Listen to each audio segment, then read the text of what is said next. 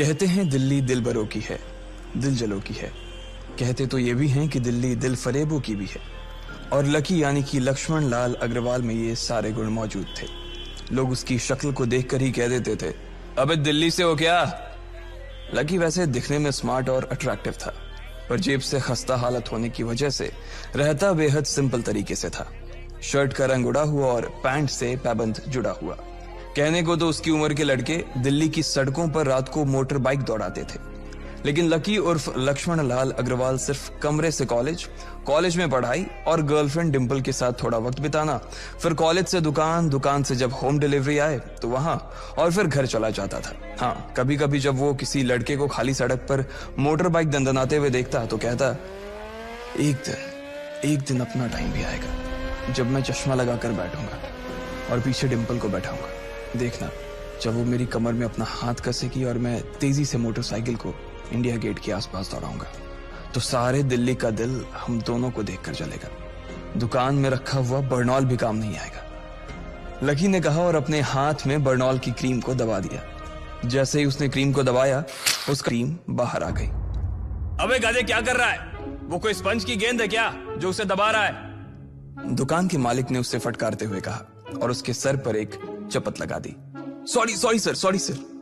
Lucky ने अपना सिर बचाते हुए कहा। वो खरोल बाग में स्थित एक छोटी सी मेडिकल स्टोर पर काम करता था। उसकी दुकान का नाम था चमन मेडिकल स्टोर और उसके ओनर का नाम था चमन लाल। लकी पिछले 5 साल से इन्हीं की दुकान पर काम कर रहा था। यहाँ इस छोटी सी शॉप पर काम करना उसकी मजबूरी थी। लाइफ में कंगाली की वजह से उसे कॉलेज में पढ़ाई पूरी करने के लिए पार्ट टाइम जॉब करना था। उसने कई अच्छी जगह अच्छी तनख्वाह की नौकरी ढूंढी, पर नहीं मिली और वो इस मेडिकल स्टोर पर ही अटक गया। गधे, अब इसके पैसे क्या तेरा बाप भरेगा? कटेगा। इसका पैसा भी तेरी तनख्वाह से कटेगा और एमआरपी से डबल रेट में कटेगा। चमन ने अपने दांतों को किचमिचाते हुए कहा। गुस्से की वजह से उसकी नाक फूल गई थी और लकी की सांसें। उसने घबराते हुए ओनर से पूछा, एमआरपी से डबल क्यों सर जी? ताकि अगली बार से ऐसी कोई हरकत करने से पहले तू डबल बार सोचे। चमन ने कहा और उसके हाथ से ट्यूब छीन ली। उसका जी तो चाह रहा था कि वो लकी की खोपड़ी पर एक और बार अपना हाथ साफ कर ले, लेकिन उससे पहले ही दुकान का फोन बजने लगा। फोन की घंटी बजते ही लकी को वहां से निकलने का मौका मिल गया और वो भागते हुए फोन उठाने के लिए चला गया। हेलो जी, करोल बाग के बेस्ट मेडिकल चमन मेडिकल स्टोर से बोल रहा हूं, बताइए क्या काम था? ये लकी की पेटेंट लाइन थी। चाहे कहीं से भी फोन आए, लेकिन उसे फोन पर बस यही बोलना था। जैसे ही इधर लकी ने अपनी बात कही, उधर से जवाब आया, मैं ब्लूमिंग नाइट होटल के कमरा नंबर 303 से बात कर रहा हूँ। एक छोटा सा ऑर्डर है, नोट करो और जल्दी से होटल पर डिलीवर करवा दो। वो एक लड़के की आवाज थी। उसकी आवाज में काफी भारीपन और एक अजीब सी जल्दबाजी थी। जैसे ही लकी ने वो आवाज सुनी, पता नहीं क्यों उसे वो आवाज जानी पहचानी सी लगी। जी सर, बताइए आपका क्या ऑर्डर है? हाँ तो लिखो, हार्ट प्ले के 2 पैकेट और 1 पैकेट टिश्यू। लकी, जो कि अपना पेन लेकर खड़ा था, हार्ट प्ले का नाम सुनते ही झिझक गया। असल में हार्ट प्ले नाम का एक कंडोम आता था और इसलिए उसका नाम सुनते ही लकी शर्मा गया था। इतने साल से भी मेडिकल की स्टोर पर काम करने के बाद उसे इन चीजों का नाम सुनने में शर्म आती थी। हेलो भाई, लिखा कि नहीं लिखा? उस आदमी ने फिर से लकी से पूछा। जी सर, लिख लिया सर, लिख लिया। लकी ने खिसियाकर हंसते हुए कहा। लिख लिया तो फिर लेकर निकल, उस लड़के ने कहा। उसकी आवाज सुनकर ना जाने ऐसा क्यों लग रहा था कि वो बहुत बड़ा आदमी था। जी सर, लेकिन सर बाहर तो बारिश हो रही है, लकी ने कहा। उसने देखा कि बाहर बहुत तेज बारिश हो रही थी। उनकी दुकान के सामने पानी भर गया था और तेज हवाओं की वजह से चमन मेडिकल स्टोर का बोर्ड भी गिर गया था। लकी को लग रहा था कि वो इतनी तेज बारिश में अभी एकदम से तो नहीं निकल पाएगा, तो उसने उस लड़के को समझाते हुए कहा, सर मैं ऑर्डर तो ले आऊंगा पर थोड़ा टाइम लग जाएगा, बारिश थोड़ी थम जाए। अब इससे पहले कि वो कुछ आगे बोल पाता, फोन पर लड़का बोल पड़ा। तुम्हारे मालिक को पता है कि तुम मल्होत्रा जी के लड़के को मना कर रहे हो? हाँ पता है, बारिश हो रही है, इसलिए सारा सामान अच्छे से थैली में पैक करके लाना और लेट नहीं होना चाहिए, समझे? उस लड़के ने कहा और इससे पहले कि लकी आगे कुछ कह पाता, उसने फोन काट दिया। उधर से लकी के दुकान का ओनर उसे घूर कर देखा जा रहा था।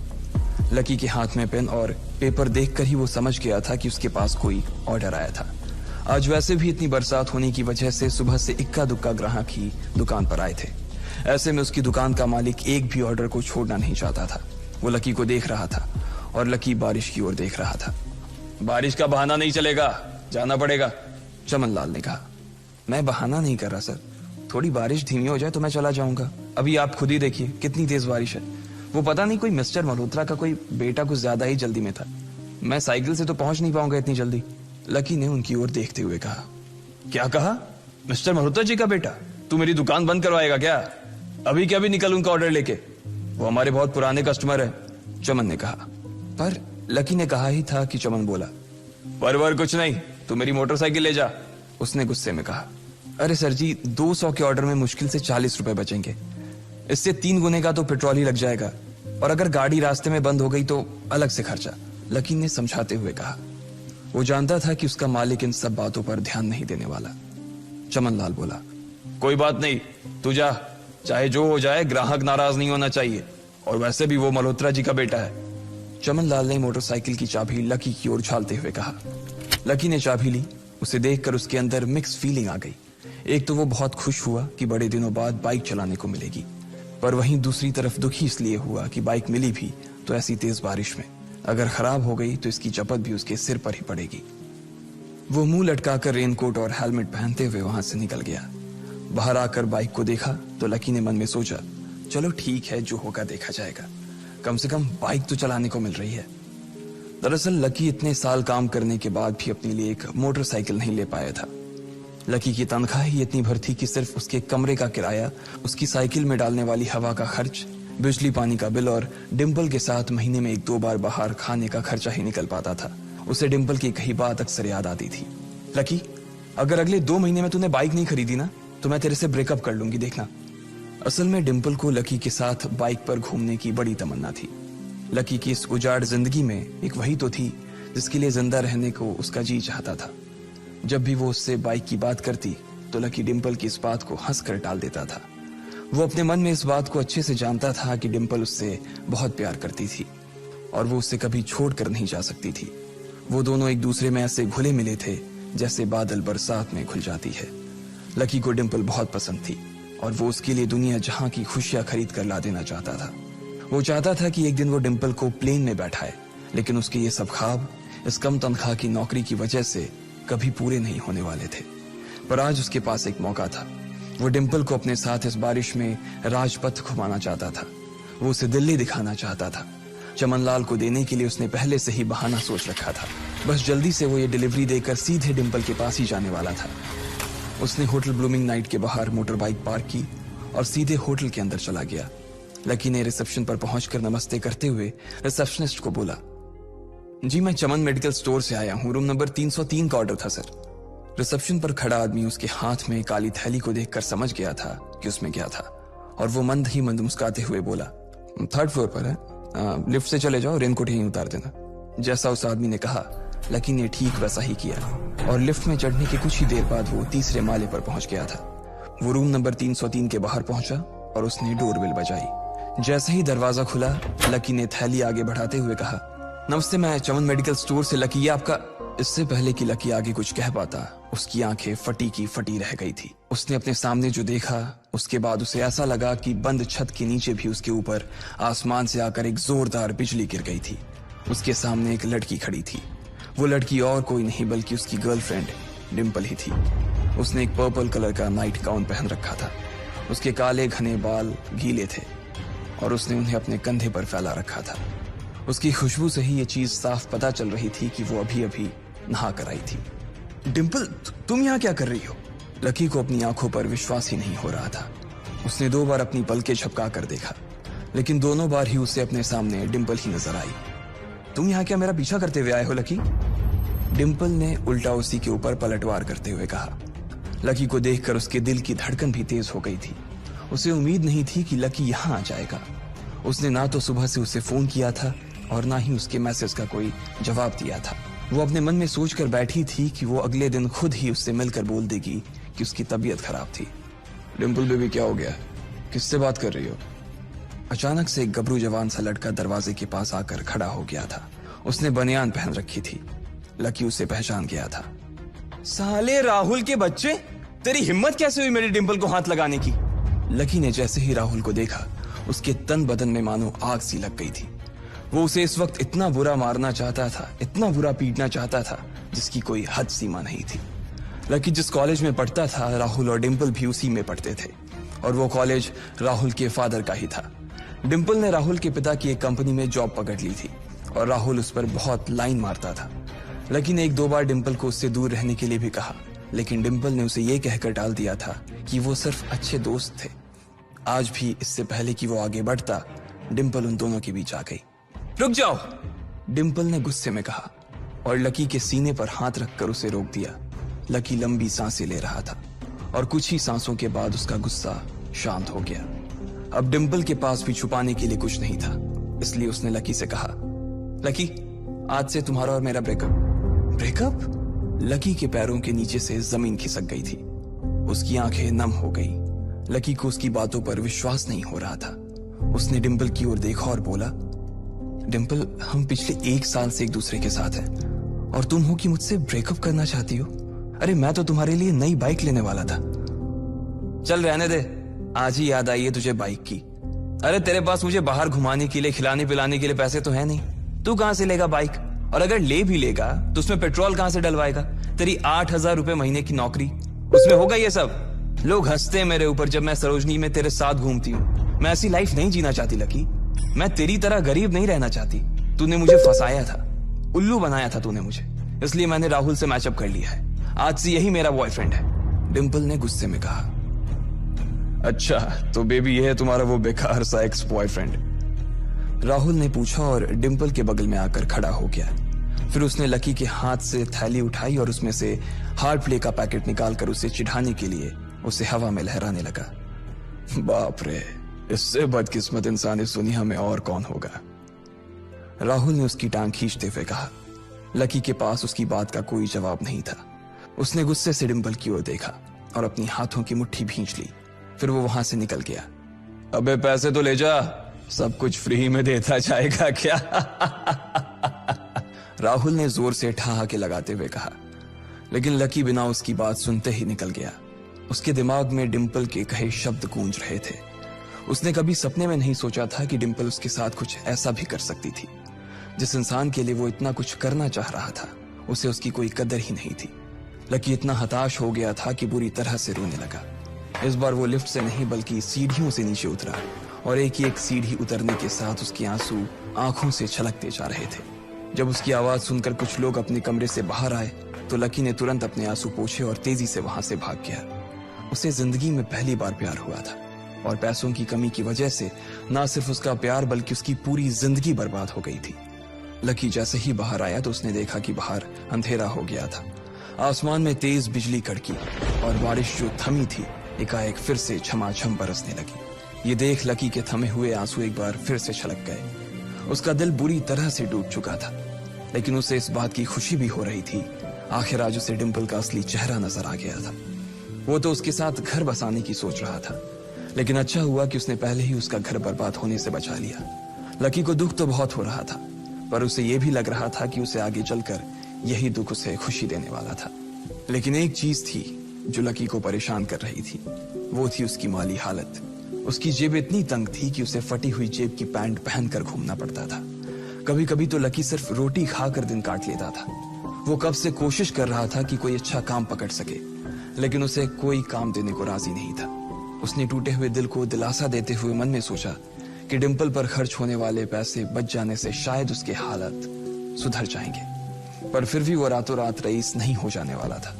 उसने ऊपर आसमान की ओर देखा और जोर से चिल्लाया, अगर इतना ही अनलकी बनाना था तो फिर नाम लकी क्यों रखा भगवान?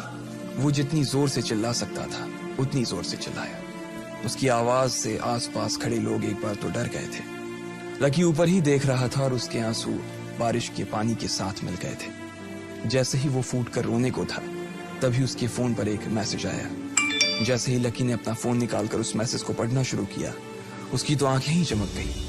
अचानक उसके आंसू हंसी में बदल गए और वो जोर जोर से वहीं सड़क पर नाचने लगा। उस मैसेज में लिखा था, परिवार की रिसर्च और परिवार के निर्णय के हिसाब से अग्रवाल परिवार का वारिस लक्ष्मण लाल अग्रवाल उर्फ लकी ने गरीबी अभ्यास की परीक्षा को पास कर लिया है और आज से ही वो उस जमीन और उस जायदाद का मालिक हो जाएगा जो परिवार ने उसके नाम कर रखी थी। ये एक ऐसा मैसेज था। आखिर कौन था लकी? क्या थी उसकी असलियत? और वो कैसे रातों रात ही अनलकी से लकी हो?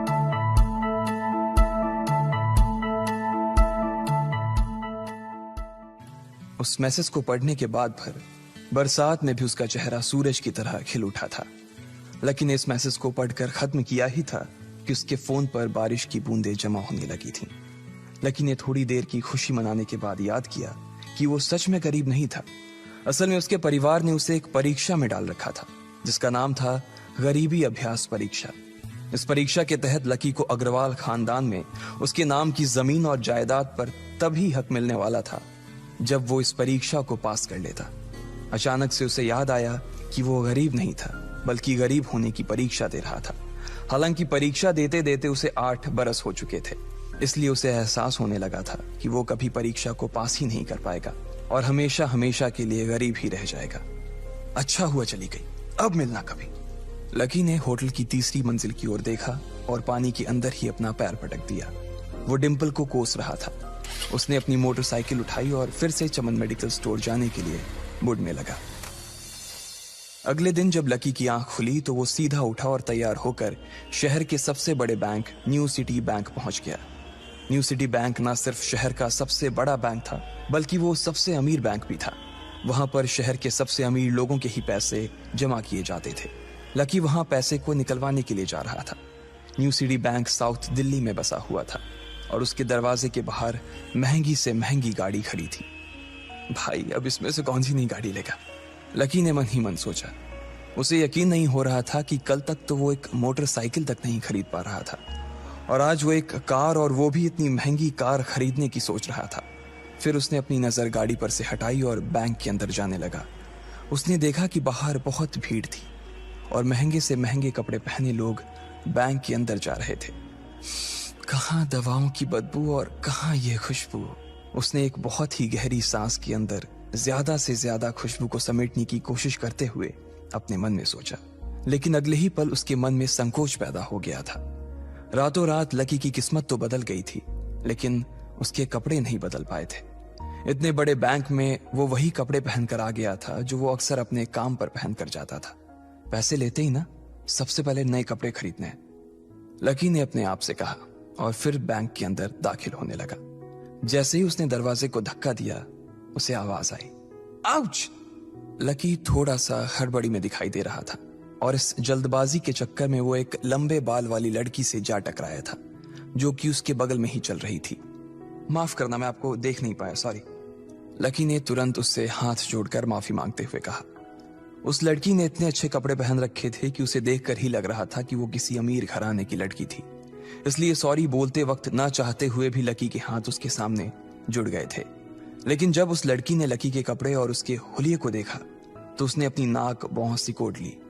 वो लगभग हर रोज इस बैंक में आया और जाया करती थी, लेकिन उसने आज तक इस बैंक के अंदर लकी जैसे फटीचर आदमी को घुसते हुए नहीं देखा था। उसके बालों में से आंवले के तेल की गंध आ रही थी। उसने गुस्से भरी नजरों से लकी की ओर देखा और बोली, क्यों नहीं देख पाए? मैं क्या ट्रांसपेरेंट हूं? तुम्हें इतनी बड़ी लड़की दिखाई नहीं देती? इससे पहले कि बात आगे बढ़ती, उस लड़की ने देखा कि इस बैंक की मैनेजर यास्मीन पटेल उन दोनों की ओर बढ़ी चली आ रही है। उसने भी लकी को देखकर वैसी ही शक्ल बनाई थी जैसी शक्ल उस लंबी लड़की ने बनाई थी। I am so sorry miss, आपको कहीं लगी तो नहीं? यास्मीन ने उस लड़की से पूछा और फिर घिन्न भरी नजरों से लकी की ओर देखने लगी। लकी तमतमाती आंखों से उन दोनों को देखा जा रहा था। वो जानता था कि उसने इतनी जोर से भी दरवाजा नहीं खोला कि उसे चोट लग जाए, लेकिन असल में उसे यह मालूम नहीं था कि वो लोग उसे नहीं बल्कि उसके कपड़े को देख रहे थे। यास्मीन ने लकी को ऊपर से नीचे तक देखा और ना जाने उसके मन में क्यों शक पैदा हो गया। क्या आप मुझे बता सकते हैं कि आप यहाँ पर किस काम से आए हैं? यास्मीन ने बड़ी मुश्किल से अपने चेहरे पर एक मुस्कान लाते हुए कहा। वो उसका हुलिया देखकर ही समझ गई थी कि वो यहाँ का कस्टमर तो नहीं था। लकी ने अपने आप को संभाला और कहा, हाँ, वो मैं अपना पैसा निकलवाने के लिए आया था। पैसे निकलवाने के लिए आए हो? यास्मीन ने लकी की बात को ही दोहराते हुए कहा। वैसे तो वो लकी की बात पर जोर से हंसना चाहती थी, लेकिन उसने अपने आप को थोड़ा सा काबू में कर लिया था। लकी की बात सुनकर उसे लग रहा था कि वो कोई पागल था जो यहाँ जबरदस्ती घुसा चला आ रहा था। हाँ, तो क्या आपके पास कार्ड है? यास्मीन ने उससे आगे पूछा। न्यू सिटी बैंक का कार्ड हासिल करना एक बहुत ही मुश्किल भरा काम था। अगर किसी को भी उस बैंक का कार्ड लेना था तो सबसे पहले उस आदमी को अपने खाते में कम से कम 5 लाख रुपए जमा करवा कर रखने पड़ते थे, तब जाकर उसे कहीं कार्ड मिलता था। लेकिन लकी तो पहली बार ही यहां आ रहा था, इसलिए उसके पास कार्ड होने की कोई संभावना ही नहीं थी। लकी जब यास्मीन के सवाल का जवाब नहीं दे पाया तो यास्मीन ने फिर उससे पूछा, मैं पूछ रही हूं कि आपके पास कार्ड है? वो समझ गई थी कि लकी पागल ही था, जो कहीं से भागकर सीधा उनके बैंक में आ गया था। कार्ड नहीं मेरे पास।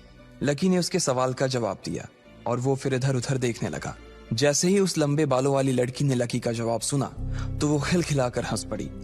यास्मीन को तो सिर्फ लग रहा था कि वो पागल है, लेकिन वो लड़की तो अपने मन में मान चुकी थी कि यह लड़का कोई पागल ही है जो कहीं झोपड़ पट्टी से यहाँ आ गया है। इससे पहले कि आगे कोई कुछ कह पाता, उस लंबे बालों वाली लड़की के पिता वहां आ गए और बोले, चलो बेटी। उनके हाथों में कुछ कागजात थे। लकी ने देखा कि उन्होंने महंगा सा सूट पहन रखा था। उस लड़की ने यास्मीन के दोनों हाथों को पकड़ा और बोली, यास्मीन देखो, अगर इस तरह के सड़क छाप लोग तुम्हारे बैंक में ऐसे ही घुसते चले आए ना और बाकी कस्टमर्स को परेशान करने लगे तो तुम्हारे बैंक की इमेज और उसके शेयर्स दोनों को काफी नुकसान होगा। एक मैनेजर होने के नाते तुम्हें इन सब चीजों का ध्यान रखना चाहिए। मुझे उम्मीद है कि आगे मेरे साथ ऐसा कुछ नहीं होगा। उस लड़की ने कहा और अपने पिता के साथ बैंक के बाहर चली गई। अपना ध्यान रखना कोयल मैडम, मैनेजर ने उसकी गाड़ी तक छोड़ने के लिए आते हुए कहा। आज तो वो बाल बाल बच गई थी। कोयल और उसके पिता इस बैंक के सबसे पुराने और सबसे वफादार कस्टमर्स थे।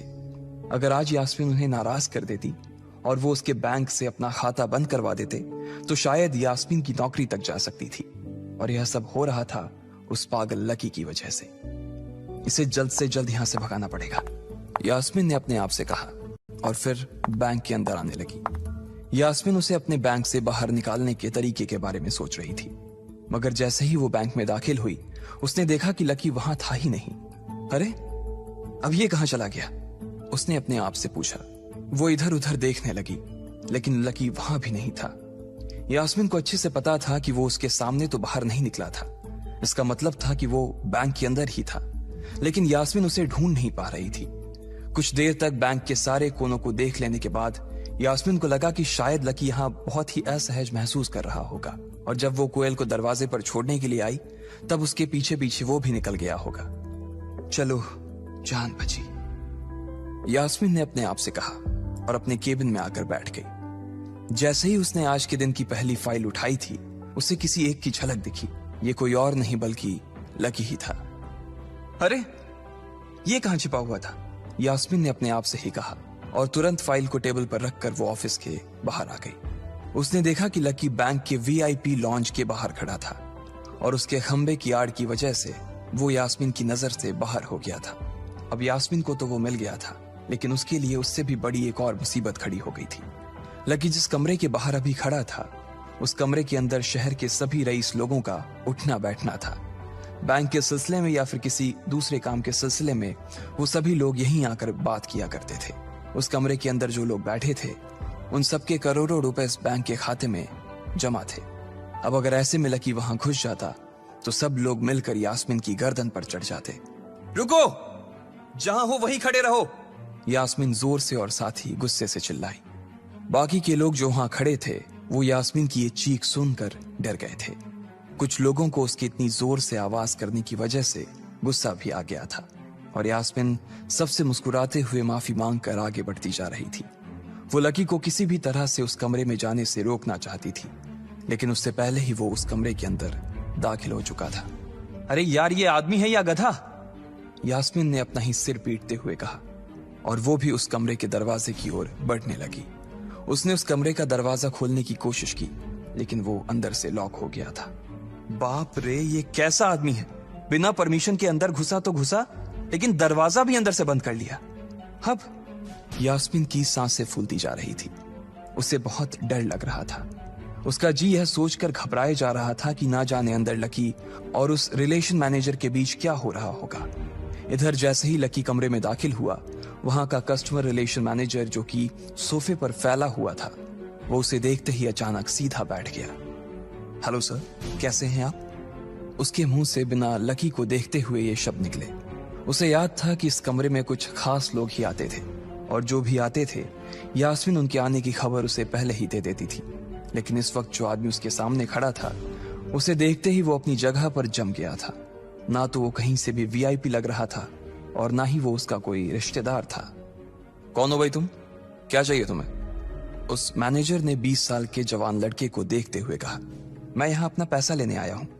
लकी ने सीधे मुद्दे की बात को मैनेजर के सामने रखते हुए कहा। तुम्हारे पास हमारा सुप्रीम कार्ड है? मैनेजर ने उससे ऊपर से नीचे तक देखा और पूछा। नहीं नहीं, मेरे पास कोई कार्ड नहीं है, लकी ने कहा। तो फिर हम तुम्हें कोई पैसा नहीं दे सकते। चलो अभी दरवाजा खोलो और सीधा बाहर निकलो, मैनेजर ने कहा और सोफे पर से उठ गया। नहीं, मैं अपना पैसा लिए बिना नहीं जाऊंगा यहां से, लकी भी जिद पर अड़ गया। अरे बोला ना, बिना कार्ड वाले को पैसा नहीं मिलता है, और वो भी पैसा होगा तब तो मिलेगा ना, मैनेजर ने उसके करीब आते हुए कहा। अरे पैसा है तभी तो निकालने आया हूं सर, लकी ने कहा। देख, फालतू की बहस मत कर सुबह सुबह, वरना मैं सिक्योरिटी को बुला लूंगा तो वो लोग मार मार कर बाहर निकालेंगे तुझे। लकी यह सुनकर घबरा गया था। मैनेजर के चेहरे का गुस्सा उसे साफ नजर आ रहा था, लेकिन ऐसा भी नहीं था कि वो झूठ बोल रहा था। भले ही उसके पास कार्ड नहीं था, लेकिन इसका मतलब ये नहीं था कि वो अग्रवाल खानदान का लड़का नहीं था।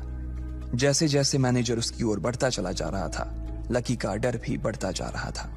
मैनेजर को लग रहा था कि वो कोई संकी था और वो उसे धक्का मारकर बाहर निकालने के लिए आगे बढ़ ही रहा था कि अचानक घबराए हुए लकी के दिमाग में एक आइडिया आया। फिंगरप्रिंट!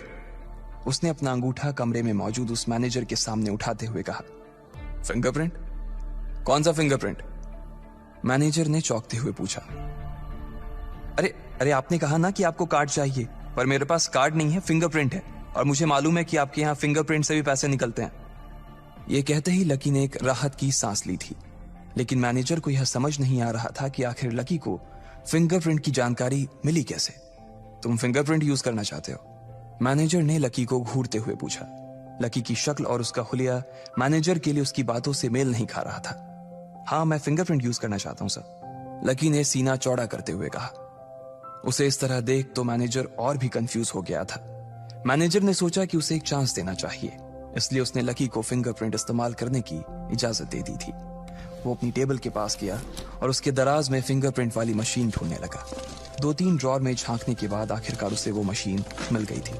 चुपचाप यहां पर अपना अंगूठा लगाओ, मैनेजर ने मशीन को आगे बढ़ाते हुए लकी से कहा। लकी ने अपनी फटी हुई पैंट के पिछले हिस्से में अपना अंगूठा पोंछा और फिर उस मशीन पर लगा दिया। 2 सेकंड बाद मशीन में से एक आवाज आने लगी। उसके अंदर एक लाल बत्ती चल रही थी और वो जोर जोर से बीप कर रही थी। देखा, तुम्हारा फिंगरप्रिंट मैच नहीं कर रहा है। मैंने पहले ही बोला था कि कोई खाता नहीं है इस बैंक में तुम्हारा। मैनेजर ने लकी को ऐसे देखा जैसे वो कोई बड़ा अपराधी था। मैनेजर उसकी पैंट की ओर देखने लगा। उसे लग रहा था कि लकी ने अपनी जेब में कोई हथियार छुपा रखा था और वो मैनेजर को बेवकूफ बना रहा था। इससे पहले कि लकी अपनी जेब से कोई बंदूक या बम निकालता, मैनेजर ने अपना फोन निकाला और पुलिस का नंबर लगाने लगा। लकी ने उसकी स्क्रीन पर देख लिया था कि वो 100 नंबर पर फोन लगा रहा था। लकी बुरी तरह से घबरा गया था। वो बहुत ही उत्साह और जोश में अंदर तक तो चला गया था, लेकिन उसे मालूम नहीं था कि वो इतनी बड़ी मुसीबत में फंसने वाला है। अब आगे क्या होने वाला था? क्या लकी उसे पुलिस को बुलाने से रोक पाता?